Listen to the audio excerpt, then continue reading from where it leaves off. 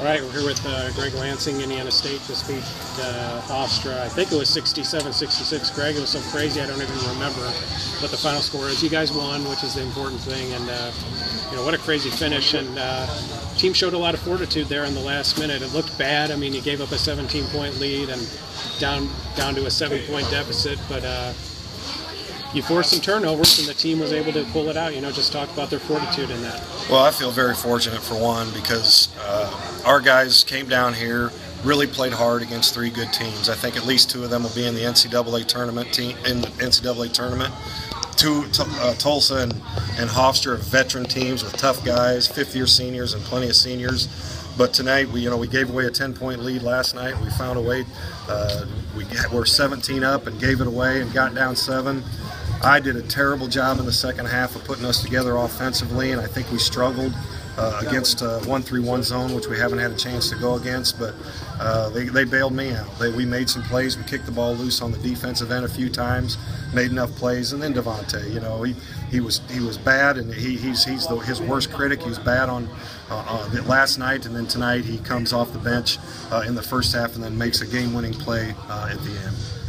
Devontae, and I'll get to the game stuff in a moment, but he did the things that play to his strengths in this game. He didn't shoot any threes, I don't think, and played defense on a tough player in Green, and that's important for Devontae. It was important tonight, and obviously it was really important on the last shot. But just talk about him playing to his strengths and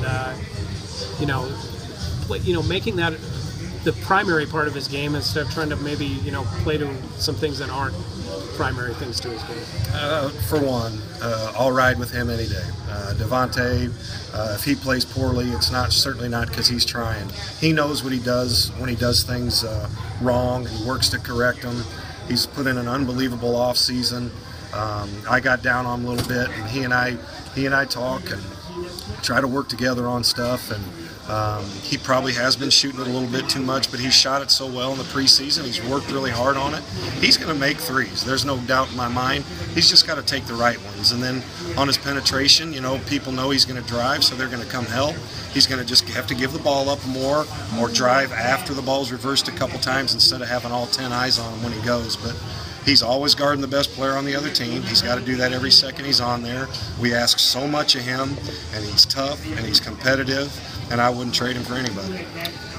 You talked about the zone that Hofstra threw at you, the 1-3-1. It almost looked like a 2-1 or 1-2-2 at times. They were sending guys out to the perimeter. Just talk about how Brenton hit a couple shots over it, and that kept you going for a while. But it was a strange zone because it was an active zone. It was jumping out in the passing lanes and all that. It was difficult to break. We had about 5 minutes in the hotel meeting room with tape on the carpet floor and a little cramped space about this big to work on our 1-3-1 offense today. And again, I didn't do a very good job, and I'll do better. We really got passive against it. We hadn't seen it yet. We over dribble. We throw soft passes. There's a lot of improvement we can do against that and against anything else. But the thing is, we were up 17 tonight. We were up 10 last night against two really good teams, so we're doing a lot of the right things.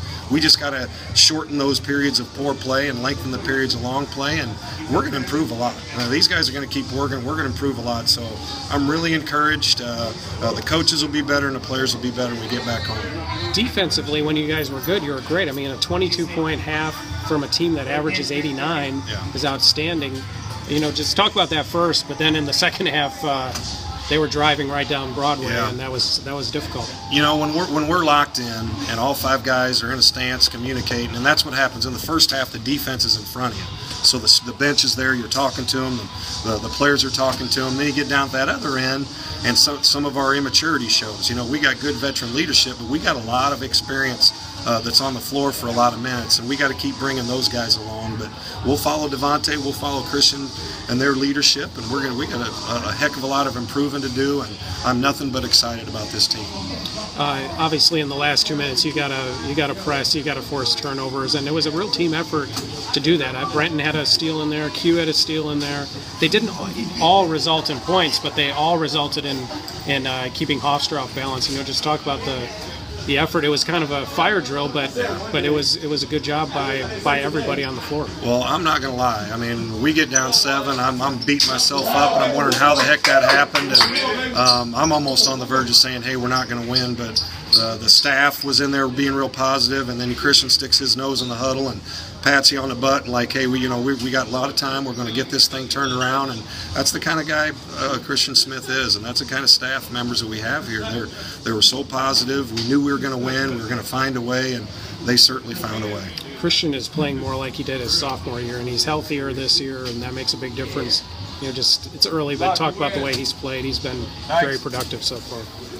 He's unbelievable. I mean, it's what he does every day. I mean, anybody deserves anything good to happen. It's guys like him and Devontae. Christian brings it every day. He's the personality of our team. He's got unbelievable positive energy. He communicates as good as any player I've ever been around or seen or worked with. And then he's an awfully good basketball player. So I need to do a good job of getting him shots. Our other guys need to look for him. He works his tail off on that defensive end. So he's fun to be around, I'll tell that. And I really look forward to the rest of this season. One thing I take away from this tournament is the contributions of some of the first-year guys, whether they're freshmen like Amandre or junior college guy like Everett, who had a ton of rebounds today. Brandon Murphy really is playing his first year with a major role. All those guys contributed during all 3 of the games, and obviously that must be something you feel confident you can build on moving into December. I really do, and the thing is, we're making so many mistakes. We like all those guys, and I've talked to you plenty, and in the preseason I'm talking about how much I like these guys and how much fun they are to be around. They're good guys that work like crazy.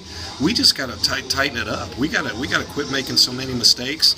We're playing awfully hard. We're giving tremendous effort, so that's a huge positive. We just got to be better. We got to be sharper at both ends of the floor, and we're going to get there. There's no doubt in my mind we're going to get there, and need to get home, get rested, and get some practices in, and hopefully the fans will start filling up that Holman Center and give us a real home court advantage. All right, thanks a lot, Greg.